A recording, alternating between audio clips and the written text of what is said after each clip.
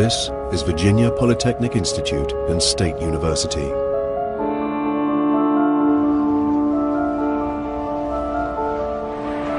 Outside the United States, it was little known until last year.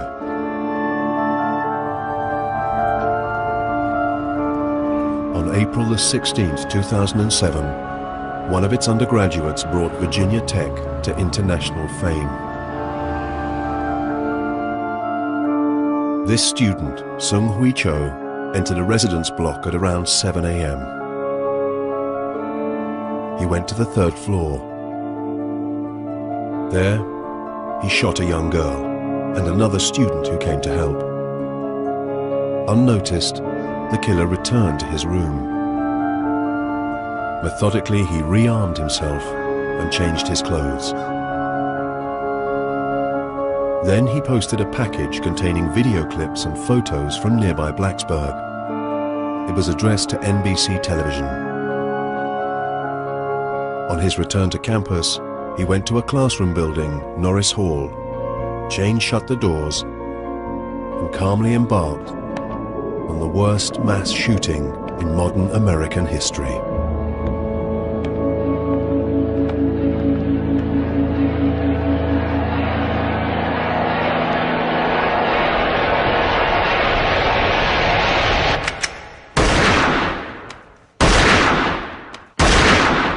He didn't speak at all. He was completely silent the whole time. I didn't even think he looked of age to be in college. I was surprised he ended up being 23. Once I sort of came out of that initial shock, I dove underneath my desk, and somewhere in that, maybe 3 to 4 seconds, he had shot me, just once in my arm. I did open my eyes a couple times that first time he was in the room, and I just remember kind of seeing him walk around. He was really calm, stone-faced, no expression.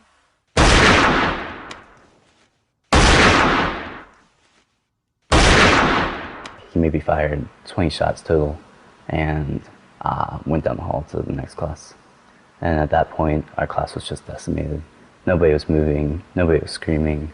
It was just this overwhelming smell of gunpowder in the air. You could almost see it. It was like darkness had fallen on the room. I think I realized that it really couldn't have been fake because the guy to my left, not only was he shot multiple times in the torso, he puked because of the pain, I imagine. I remember thinking when he was shooting everybody, what a coward. He thinks he's doing a noble thing and he thinks he's being like a big shot or something by killing people, but these people are defenseless.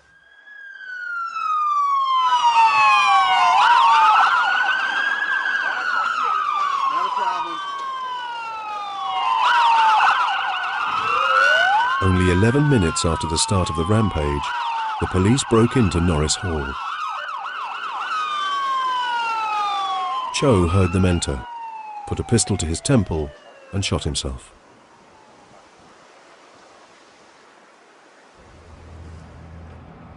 One of the first on the scene was Sergeant Matthew Brannock. Just that amount of people and the magnitude and the nature of how they lost their life was just overwhelming. When we entered the stairwell, there was already blood running down the steps in a constant stream. When we came to the second floor landing and there were the 2 deceased people there, obviously, you know, the blood or whatever was coming down the steps was from them. Coming down the hallway, it's just all strewn down the hallway. You know, the floor was just painted red, and at that particular point, it's breathtaking. To go from one room where you see several people who have lost their lives in an incident, to go to another room that's twice that many people.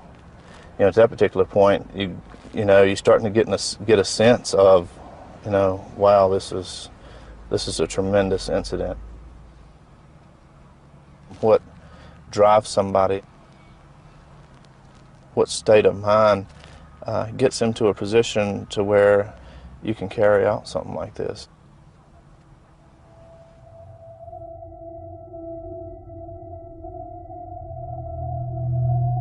That morning, Sung Hui Cho had killed 32 people and injured many more.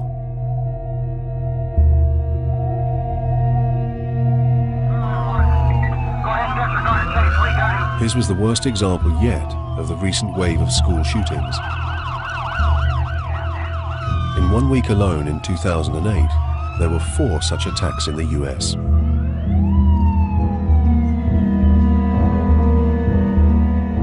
Why do men like Cho, and it's almost always men, commit such outrages?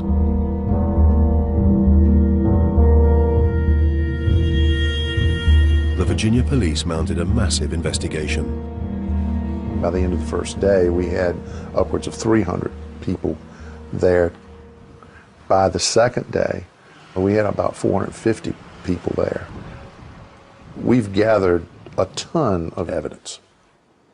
One force, one mission, for justice, bring it! One of the things that we desperately seek in determining motive and why it happened is some idea about how we can prevent these sorts of things in the future. So having some understanding as to why Cho felt the way that he felt would go toward our ability to be able to stop any sort of event like this. Initially, the media claimed that Cho's first victim, 19-year-old Emily Hilscher, was an ex-girlfriend, that this was a crime of passion. The police have since dismissed this motive, but they're struggling to find any other. Somebody today said, well, we can't find any connection between Cho and any of the victims. Thanks. Thanks, sir. It's really, really frustrating. As we go through our investigation and talking with folks and try to identify what they knew about the people involved, the victims, what they knew about the Cho, the subject that we now know actually committed these horrific tragedies for us. We still at this point haven't learned why he may have done this.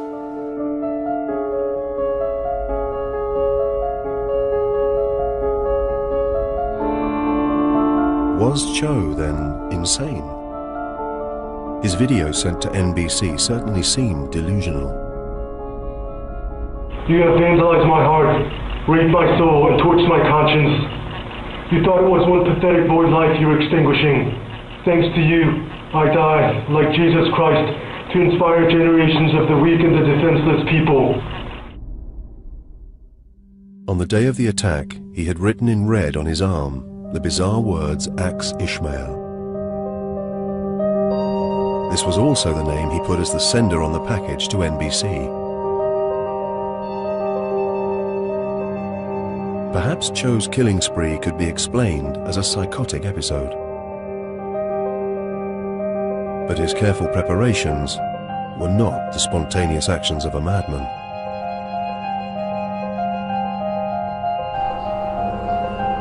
Cho purchased his first gun and collected it from a pawnbroker's 2.5 months before the shootings. 5 weeks before the shootings, he hired a van in which he taped some of his diatribe. Then he went to nearby Roanoke to purchase a second gun, a more powerful Glock 9mm. He practiced shooting at several ranges in the area and continued to buy ammunition. 8 days before the attack, he hired a room at a hotel where he recorded more of his videotape. 6 days later, a man was spotted acting suspiciously in Norris Hall. The doors were found chained shut. The police think this could have been Cho carrying out a rehearsal.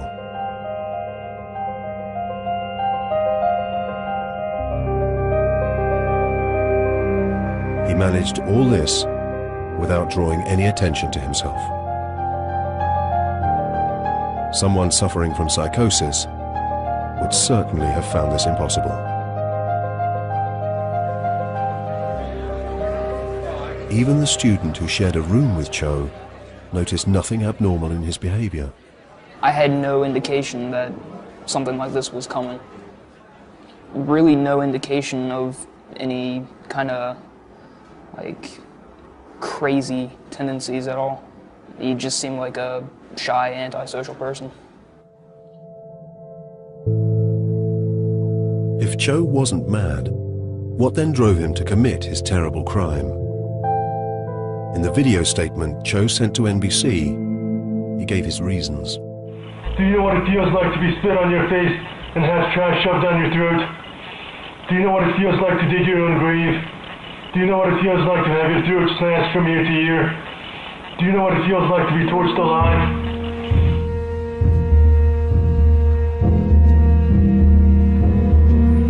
Cho's justification for mass murder seemed to be the innumerable hurts that he'd suffered.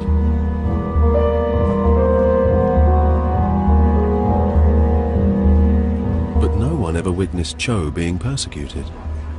I have no recollection of ever seeing anyone like attack him in either like verbally or physical or anything like that. In the year I lived with him, and then the year after I lived with him and saw him, I never saw him picked on. Nobody ever bullied him, pushed him around. You had everything you wanted. Your Mercedes wasn't enough, you brats. Your golden necklaces weren't enough, you snobs. Your trust fund wasn't enough. Your vodka and cognac weren't enough. All your debaucheries weren't enough. Cho claimed to be punishing a decadent and corrupt community.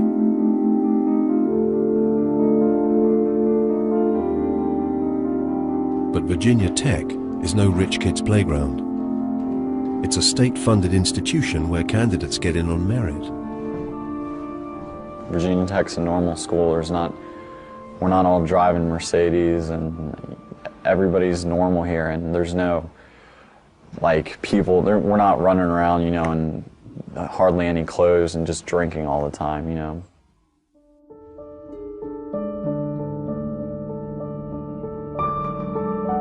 It's said that the child is father to the man.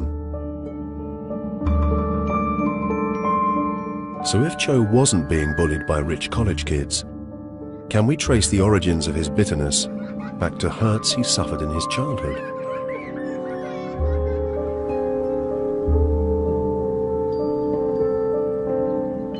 This is Centerville, a well-to-do commuter suburb of Washington, D.C. It's home to a sizable Korean population. Cho's family is of Korean origin. When he was 8, he had come to the US with his parents and elder sister. His family may not have been wealthy, but they owned a $400,000 house, not what you'd expect from some of the comments in Cho's video. Cho was no product of the slum or ghetto. But further clues about his childhood are hard to uncover. Understandably, Cho's family have kept a low profile since the attack. People have a choice. Either you're good, either you're bad. Susan Colahan was a family acquaintance who used to cut Cho's hair. But he never speak. So I asked him, what kind of haircut you like? He never answer. So then Dad said, why don't you answer Lady, ask you, how'd you like your haircut? And then he still don't answer. He just look at me like that. All the time for 2 years? Yeah, hardly speak any. I asked my mom, you know, I say, did he talk any? She say, yes. When sisters around and they talk. He don't speak, it don't mean he's a bad. Because he don't speak.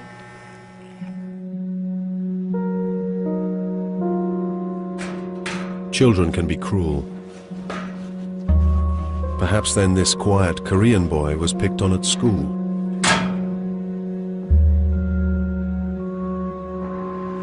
This is Sung Hui Cho's high school. It's a large institution with 3,200 students.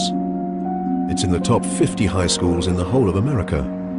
and has the proud motto, united in excellence, committed to achievement. Cho's reserve made a lasting impression on his classmates. I always saw him walk in the hall by himself. My memories of him are being alone, being isolated. More importantly, though, just being pretty invisible. Nothing, a person that no one really noticed. Cho sat immediately next to me. I just remember he was really, really quiet. And we used to try to okay, let's try to get him to interact. And hey, so what are you doing this weekend? Are you going to the movies? Do you have a girlfriend? Just asking any questions that we would ask any other high school guy. He would communicate with us either with a head nod or, I described it as a grunt. At the end, he did say a few words to me, really quiet, kind of drawn out. I don't want people to see him as a bad guy. I think that he was a very lonely guy. He was a good guy, at least for as long as I knew him. Cho may have been solitary, but just as at university, there doesn't seem to be evidence that he was persecuted.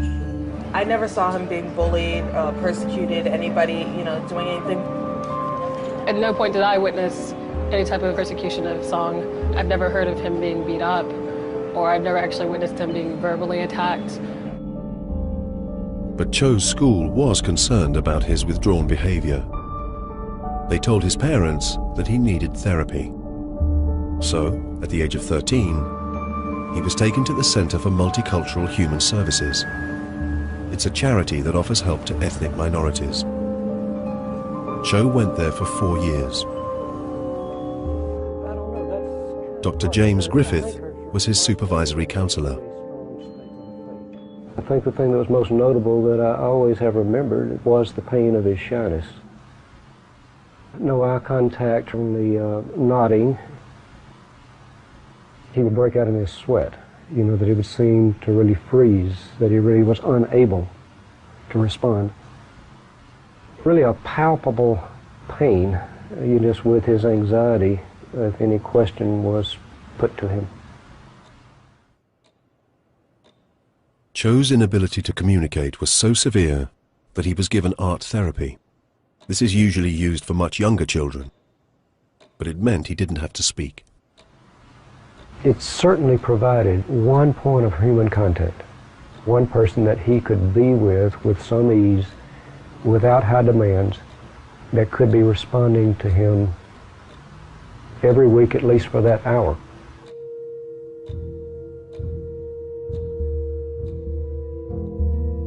But then something happened that revealed another aspect of Cho's personality. At the age of 15, he displayed a disturbing new interest. Shortly after the Columbine shootings, he wrote an essay at school that alarmed his teachers. There was no threat against anyone, but he did talk about identifying with them. Cho was identifying with Eric Harris and Dylan Klebold, the high school killers who had massacred 13 before shooting themselves. This fascination with Columbine would stay with Cho. In the package he sent to NBC on the day of his killings, he included a letter.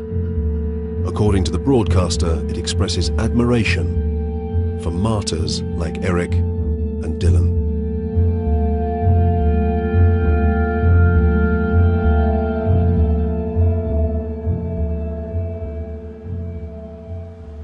His therapist decided that they needed a psychiatric consultation. She was concerned that he was depressed. She was concerned that he might be having suicidal thoughts. So we did a psychiatric evaluation, and diagnosis of selective mutism and possible major depression were made. Selective mutism sufferers can speak, but have such severe social anxiety that they withdraw in certain situations and will not communicate. Children with selective mutism have difficulty socially, emotionally, and possibly academically. When these children are left untreated, this completely affects their self-esteem, their self-worth. They often are very lonely individuals. They can be very sad at times. Many individuals feel very frustrated over the loneliness, over their inability to engage with other people. What sound that makes. And if you push air through the teeth, that's a s. Very good. But what's important to understand is there's no link between selective mutism and violence. And what was going on with Cho was a very complex situation. By the time Cho's condition was diagnosed, he was a profoundly damaged young man. Save for occasional conversations with his sister, Cho had hardly spoken in his life. Why then had his parents not sought treatment sooner? Certainly roommate Andy Cook was struck by what he felt was a coldness between Cho and his parents. It wasn't a typical family interaction. They just dropped him off, waved goodbye, and that was it. No hugs, no call us, we'll call when we get home, or any of those normal interactions that a family has. I've never seen anyone that be that far away from their family. Perhaps there are clues in South Korea, where Cho was born and lived till he was 8.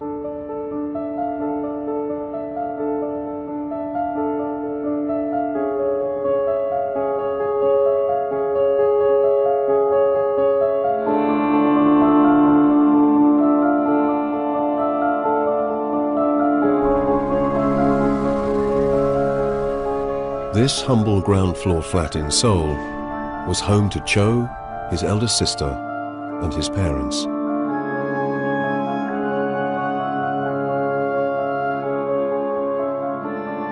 Some of Cho's family still live nearby. 애가 점잖하다고 그랬거든. 말을 잘 안 하고 그저 쳐도 그런 병신인 줄 모르고 애가 순한 줄만 알았지. 한국에서는 어른들 앞에서 말 많이 안 하는 게 좋은 거잖아.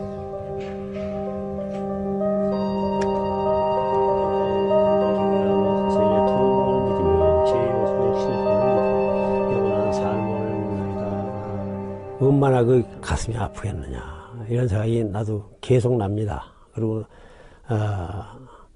그런 그 부모들이 얼마나 그 괴로워하겠느냐 이런 생각이 이제 나고 죄송하게 생각한다.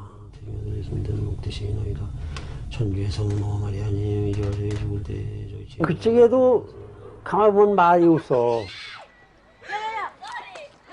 그러니까 만아이가 그저 조그만 때도 말이 없으니까 이게 수줍어서 그런가 보다. 공부 잘한다니까 그럼 좀 똑똑한 놈인가 본데 이렇게 생각하고 그랬는데. 주님께서 함께하시니 여인이 되시며 태중하다. 사흘에는 사람도 그냥 일밖에 모르고 자기 식구밖에 모르고 전형적인 한국 사람이야. 아이들 위해서 사는 거지. 열심히 이러고.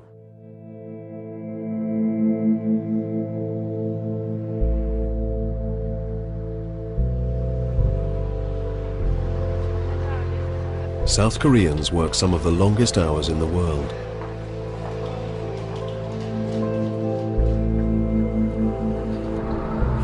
When the family moved to America, they took the habit with them.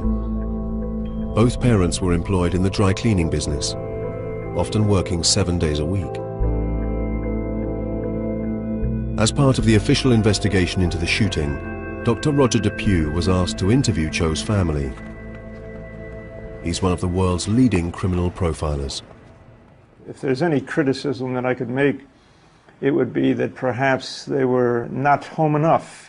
Both of them working long hours. There may be consequences to pay if you're not home, especially when you have a child that has special education needs. Cho may have suffered from lack of attention, but there's no evidence of anything else. I don't think that there were any more tensions in the family beyond what the young man brought into the equation. Try and tag the other people. Dr. Bela Sood also interviewed Cho's family. Other people. She's an eminent child psychiatrist. Oh, so still a long while, huh?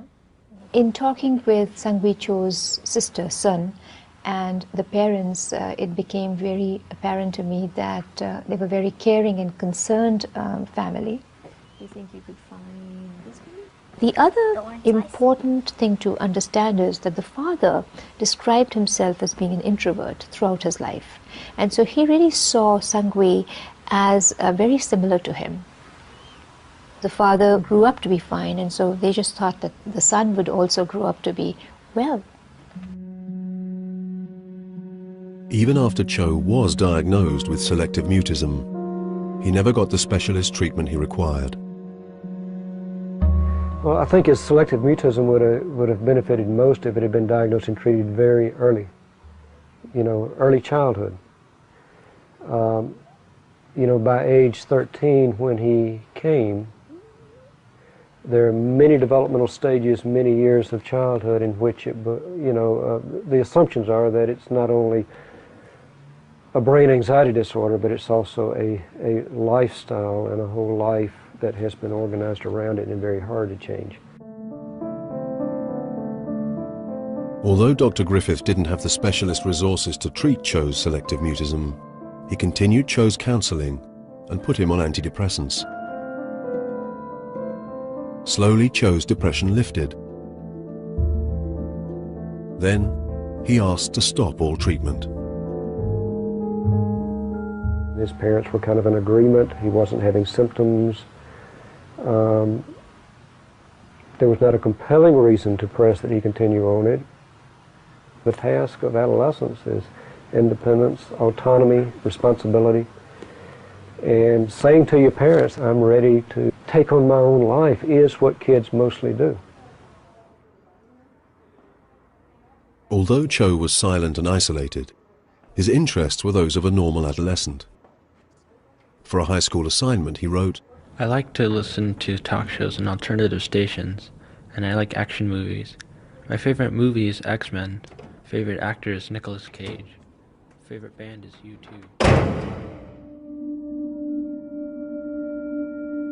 A year later, in 2004, Cho got into Virginia Tech, 160 miles from home. He was going to study business information technology. He was very excited. He was the one who wrote his applications up. He received no help for that, and so was very self-directed. And the parents were actually happy for him that he was taking the initiative. And Sun, his sister, actually said that they were very surprised with how determined he was and that he made it happen for himself. Cho's medication, counseling, and the support of his family and school had given him a new confidence, even though he still had selective mutism. So how then could this quiet, self-contained young man have become someone even his family said they didn't recognize? You had 100 billion chances in the ways to have avoided today, but you decided to spill my blood. You forced me into a corner and gave me only one option. The decision was yours. Now you have blood on your hands that will never wash off. It was during his 3.5 years at university that this shy young man turned into a murderer.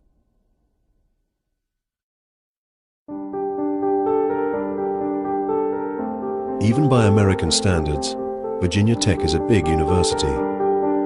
It has some 35,000 students and employees spread over a vast 2,600 acres. It's almost a town in its own right, with its own airport and a sports stadium that holds 66,000 people. For Cho, it was an easy place to get lost. The school was very concerned about his choice of Virginia Tech because they felt it was a very large school and that he really required the support services. Cho's high school knew about his selective mutism, his depression, and his fantasies about Columbine, yet they couldn't pass the information on to Virginia Tech. Disclosure of any disability is considered a private matter, and neither Cho nor his parents chose to offer it. Cho's first year studying business passed smoothly enough. He handed in his work like other students, and his grades were good. He blended in, quietly.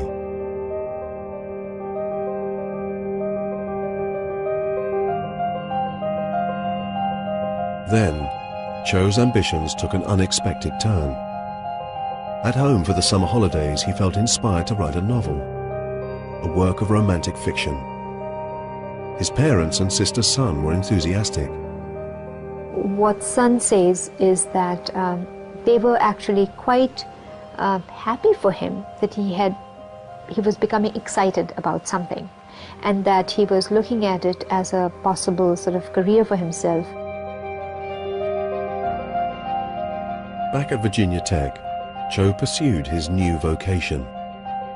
He wrote to the then head of English, British poet Lucinda Roy. He'd taken her Introduction to Poetry course the previous year.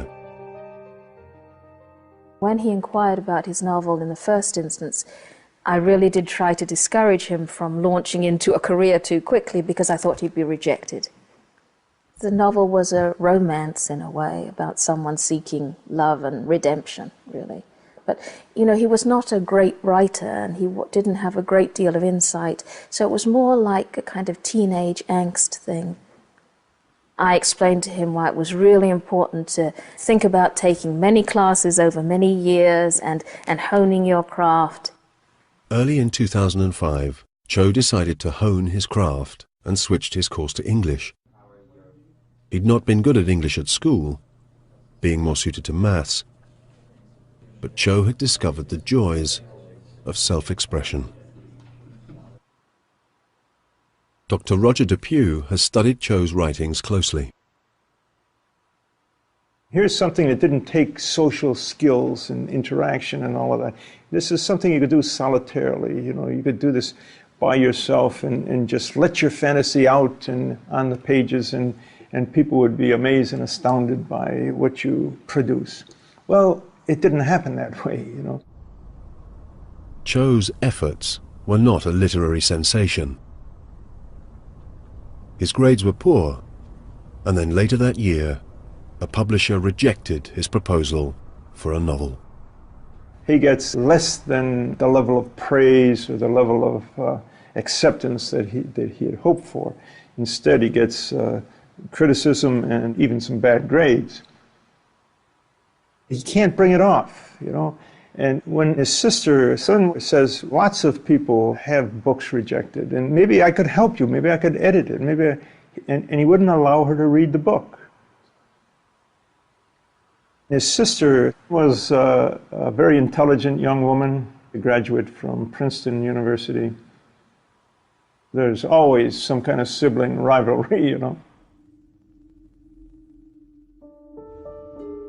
Cho's fragile bubble of self-delusion was popped.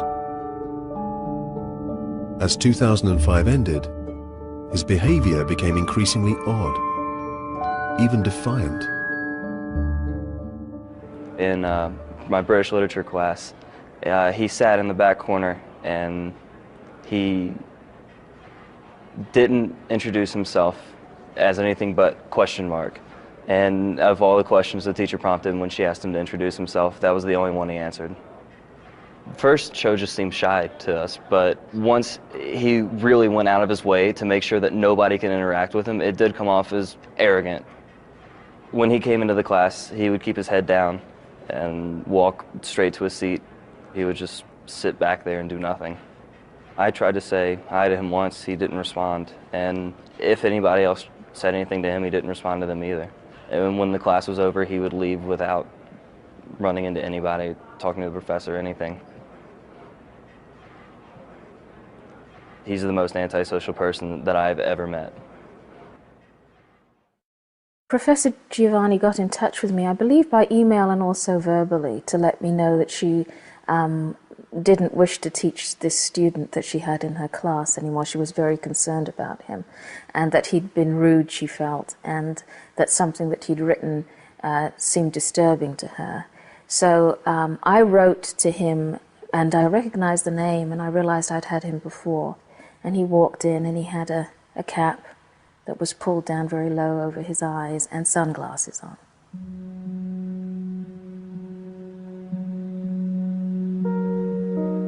It's funny because a lot of people have talked about how he wanted to escape attention, but I think that he really wanted to be noticed in a way that to me was disturbing. Lucinda Roy told Cho that he'd been excluded from class and that she would teach him herself.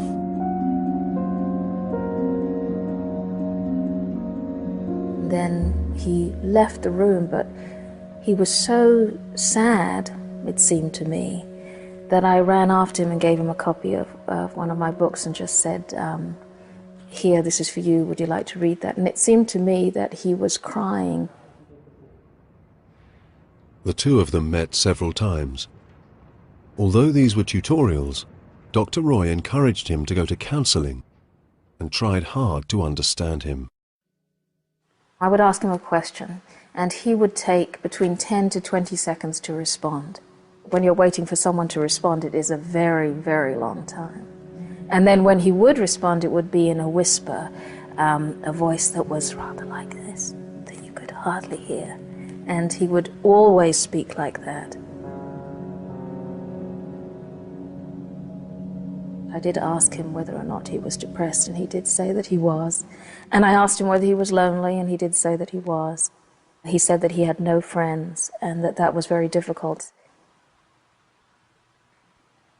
But as we got talking, he seemed to be pretty relaxed with me in many ways, and we would talk about a lot of different things. It seems to me ironic that the condition that he seems to have suffered from, I've now learned, is selective mutism, because it did seem very selective to me in the sense that he chose when he would speak, and he could speak with very eloquently if he wanted to, but he could also be very silent when he wanted to, and he seemed to use that silence in much the same way as he used his sunglasses and his hat, both as a way of hiding behind this persona he'd built, this mask he'd built, but also as a way of intimidation, of making sure that you knew that there were things about him you couldn't know. There's always a very dangerous combination with young writers where they are both very, very insecure and incredibly arrogant. He seemed to have both of those things.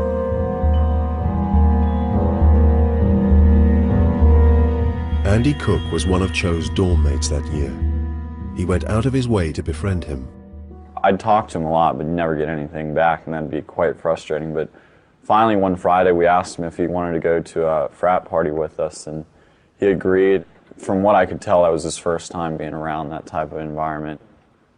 As the night went on, he drank more and got a little more open with us, told us about his imaginary girlfriend, and he called her his imaginary girlfriend. She called him Spanky, and he called her Jelly. We went back to a friend of mine's dorm and sung. It kind of goes without prompting, you know, you want to see something cool, and that was really unusual for him to initiate conversation. And he pulled out a knife and just started stabbing the carpet, kind of slow and deliberate. I guess he was trying to grab attention. Cho was now assuming a range of personalities, including that of Question Mark, the pseudonym he'd used in his English class. Question Mark, he said, was his brother. And there was a Facebook profile to go along with this, and he was really obsessed with being cool on this profile. Put this picture of this weird figure, a question mark blocking the face. Said he lived on the 6th floor of Cochrane, which wasn't possible. There's only 5 floors, and he was in room 666. And he's got this girlfriend that lives in outer space and travels on a spaceship. As Cho began to feel comfortable in Andy Cook's company, he started to ring his newfound buddy. I guess he built a rapport with me. When he called me, he would either say, this is Question Mark or this is Sung. He would make sure you know. And if he said this is Question Mark, and you know, you kind of play along, but eventually you get tired of it and you go, I know this is you, Sung. He's like, no, this question mark, Sung's brother. And he was always very adamant about it being his brother. Adopting different personas is very common with individuals who don't feel very centered and don't have a sense of who they are. These talks about having a twin brother or him being a question mark reflect the ambivalence that he probably felt about himself, and the twin brother probably a reflection of more the ideal self that he wanted to be. Cho also started to indulge in games of a more voyeuristic nature. He sat down with us and there was a group of girls next to us, and all of a sudden we see a flash and he had taken a picture, and these girls are all looking at us, you know, kind of annoyed. And later on that progressed into him taking pictures of people I know. And finally one day I was in my room and I see a flash and I turn around and sure enough Sung's there taking a picture. So I decided this is another one of his games that I was going to put a stop to. Went up to him and took a picture of him, and he was not happy about that. He kept wanting to see that picture. He had to see that picture. So I finally deleted it, and that ended that, and he was happy. Cho's selective mutism was subtly transforming. He was no longer as shy as he once was. There's many individuals as they get older that have selective mutism. The social anxiety starts to go away, but their conditioned and reinforced mute behavior persists. I draw feelings chart.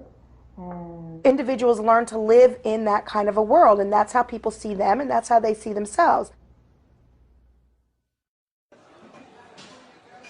Cho was showing a new boldness, but his personality was so distorted that any attempts to socialize backfired. There was one occasion he went to a girl's room. He was wearing sunglasses and a hat. He goes, "Do you know who I am? Do you know who I am? Do you know who I am?" And she obviously didn't, and she became very frightened, threatened to call the police, which she did. Later on that night, around 12 or 1 o'clock, I hear pounding on my door. Virginia Tech police, you know, open up, and they asked where question mark was. The police spoke to Sung Hui Cho for half an hour and left him. He was obviously very upset with this girl. He told me he wanted to go look in this girl's eyes and see if she was cool, and all he saw was promiscuity, and he talked about her being a whore and stuff. But this incident didn't stop Cho making unwanted approaches to another girl. She also called in the police, and again, they cautioned him. Cho contacted Andy Cook. He's like all upset and he goes, "I might as well kill myself now." He obviously was a loner and didn't have much to live for, sadly. Maybe he would try and pull something, so we decided to report it, and the police came and took him away. Cho was taken into custody. He underwent a commitment hearing that found him a danger to himself. He was detained overnight at a local hospital. After a 15-minute examination in which he denied any suicidal or homicidal thoughts, he was released with a court order that he obtained treatment as an outpatient. But Cho never complied with the order, and no one followed up to check. After that, Cho no longer confided in Andy Cook, increasingly isolated. A poem he wrote reveals his state of mind. This thing, my life, all an agony of hell, of torture, and years of bludgeoning torment, tiny nuisances, the disgust eyes, dirty frowns, and red fingers pointing at me, feeling all the patheticness and humiliation. Good Christ, rip me apart, tear me to shrivels, eat me to help me see a better day and salvage this decaying thing from myself. But if Cho's writings express self-loathing, they also reveal great anger. When a person writes things, especially if they reflect the fantasies that he has, it gives us a better understanding of his mindset and his thought processes. I have a couple here that I think that are of value and interesting. One is called Mr. Brownstone. It's a play. I can't believe we got in using the fake ID. In this play, the hero John and his two teenage friends illegally get into a casino. Together they bemoan their lot. After a long day of school, we just want to be left alone. There's like no safe place for us to hang out. We can't hang out in front of the grocery store. We can't hang out at the park. We can't hang out in the street. The only place where we're safe from that him is behind the shitty dumpster. Mr. Brownstone. I'd like to kill him. In many of his writings, there are other peers that are with him. I think that shows the tremendous desire that he has to fit in, that he would like to have friends. Aren't you guys a little too young to be here? And even if he has to suffer, he would like to suffer with his friends. Is it me, or do you smell evil in here? Not just evil, but old, too.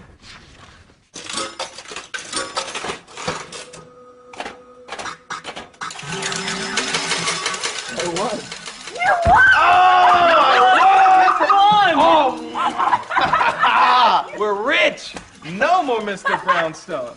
No more Mr. When they win a fortune at the slot machine, their teacher, Mr. Brownstone, who's found them in the casino, pretends the winnings are his. This is mine. Mine! These 17-year-old kids pushed me over when they saw that I won. These disrespectful hooligans. What you have here is a pretty good blueprint of what's going on in Cho's mind. You know, that this is what he's up against in society. That these are the injustices, and that he can't win. And that it's hopeless, and that even if he wins, somebody takes it away. And so there's a great need at the end of this. You know, there's a great desire for vengeance. Now, come on, son. Give me a chance. In Richard Macbeef, another of Cho's plays, the hero is once again a teenager named John. Let me guess. He too is oppressed, this time by his stepfather who's trying to seduce him. John's response is forceful. There, mister. No, Dick. You shut the hell up and listen to me. You better watch your... what? You want me to stick it up your ass? Huh? Now that's enough! Cho could never do this. He was never able to, according to his parents and his teachers, he was never able to have this kind of a strong response. Must kill Dick. Must kill Dick. You don't think I can kill you? Gotcha. Got one eye. Got the other eye. And it says toward the end of this fantasy, Dick, you don't think I can kill you? Gotcha. Got one eye. Got the other eye. You know, you see, the more specific a fantasy is, the more dangerous it is. All you do for my mom is this honey poo shit. Honey poo! Honey poo!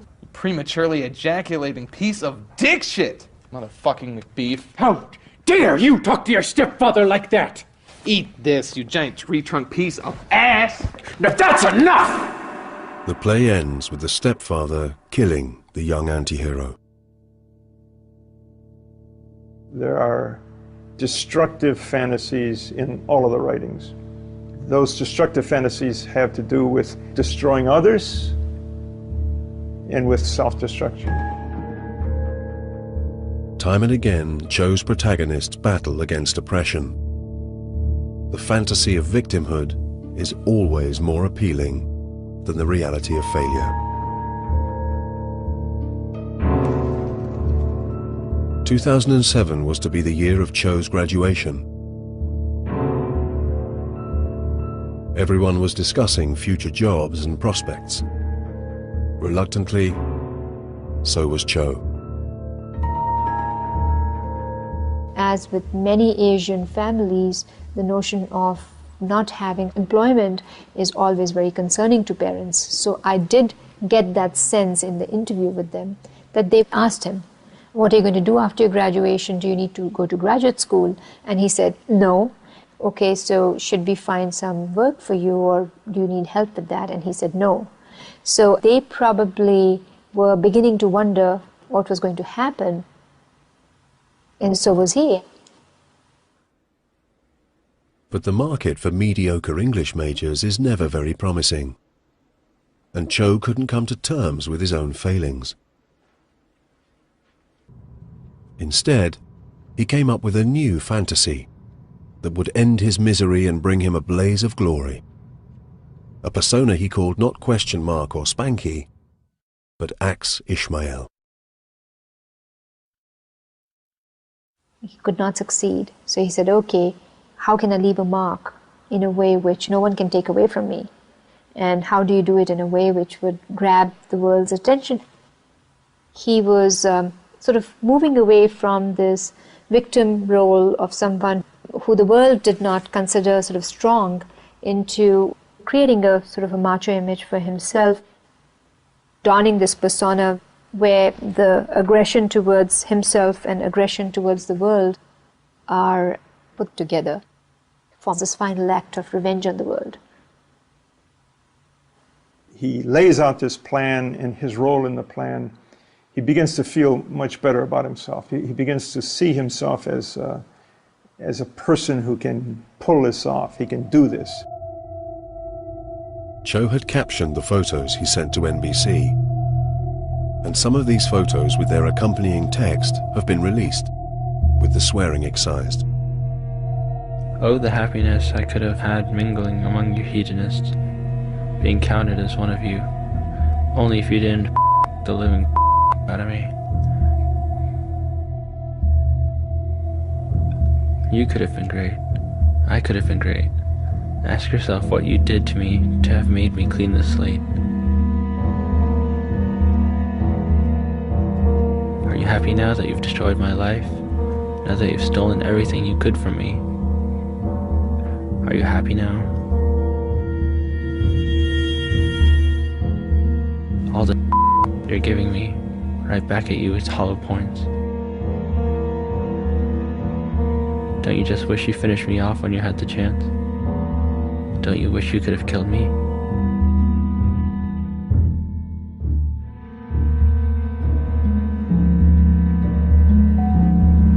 Let the revolution begin.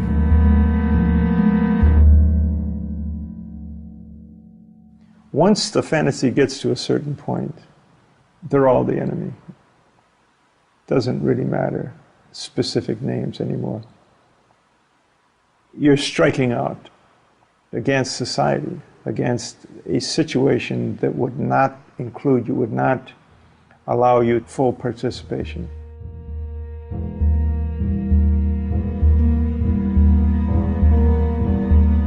And so it was that after months of planning and playing at being a killer, Cho left his room on a cold April morning. He loaded his weapons and went to West Ambler Johnston Hall, and 2 hours later to Norris Hall to commit his acts of murder.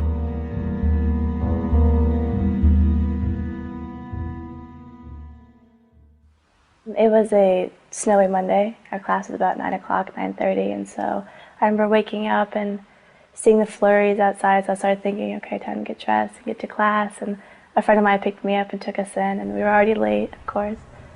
People are just kind of talking about the weekend and plans. Teacher hands us a worksheet. After about 20 minutes, we started hearing loud bangs and loud pops. At first, you didn't really think much of it. It's like, okay, this is kind of strange. And then it got closer and closer and faster. Our professor kind of peeped out. She's a very calm woman, but her face kind of got this alarmed look. She closed the door, said, call 911. 2 other students jumped up with her and barricaded the door. This whole time you're in complete shock, and I remember thinking, like, what's going on? This can't be real. We all dropped to the floor and got the quickest protection we could find. That's when he came in and he pushed right through a couple desks, pushed them out of the way, and I remember I was under the desk, hunched under it, and I looked to the left. And at this point, I'm still thinking that this is some kind of drill, maybe. And yeah, he started shooting. I went straight down the aisles. Very planned, very deliberate, very determined. No emotion at all.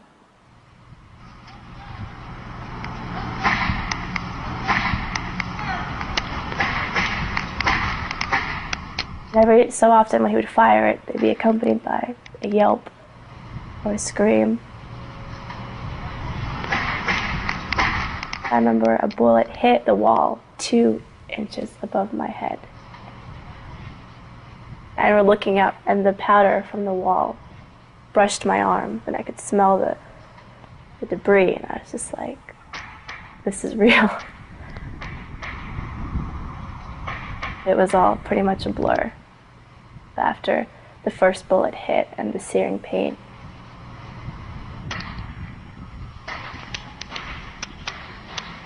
I was hit several times. One was in my back, my lower back. One was in my buttock. And my foot was the third one. And that was a ricochet. I think it went straight through. My body had never felt so cold. I remember my throat was dry. I was just kind of gasping for air the entire time. He left our room at some point. I remember hearing people in our classroom just whispering, hush, don't move, don't talk. I remember hearing a lot of coughing and gurgled noises. Cell phones started going off, but it was pretty quiet for the amount of pain and suffering that was going on. He came back a couple of times, make sure people weren't alive. Once the first police knocked, it was like, okay, we're gonna get saved. They crashed to the door. I remember seeing the black SWAT team. And they looked around. One of the policemen said, "We've got a lot of black." And I remember thinking, well, what does that mean? And then he went to the girl next to me and called that a black, and all of a sudden I realized, oh, black means they didn't make it.